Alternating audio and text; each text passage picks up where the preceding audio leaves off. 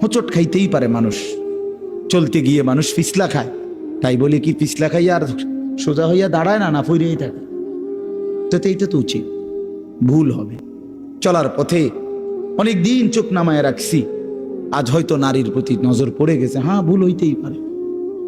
সবসময় সত্য বলার চেষ্টা করি, আজ হয়তো একটা ভুল বলে ফেলছি, মিথ্যা বলে, হতেই পারে।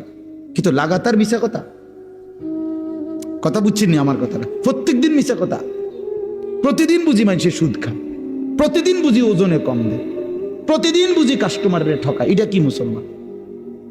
এ কেমন ধরনের পাপী?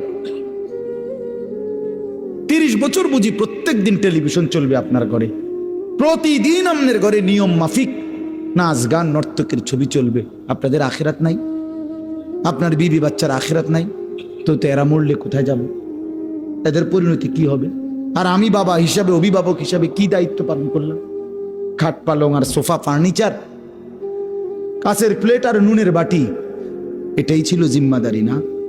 একজন মুসলমানের দায়িত্ব তার স্ত্রী সন্তানের জন্য এই শুধু খাট পালং আর সোফা ফার্নিচার ব্যবস্থা করা, এই তো না?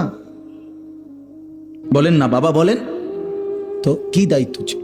কোরআন শরীফে আছে, ওয়ামুর আহলাকা বিসসালাহ ওয়াসতাবির আলাইহা।